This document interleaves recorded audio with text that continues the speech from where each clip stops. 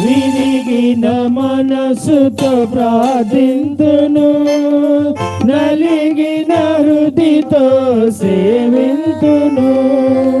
ఎడ్లకు బదులుగా నా పెదవులు, ఎడ్లకు బదులుగా నా పెదవులు అర్పింతును, నీకు చెల్లింతును. అర్పింతును, నీకు చెల్లింతును. స్తుతి స్తోత్రాలే నా యేసుకే, కృతజ్ఞతలే నా ప్రభునికే.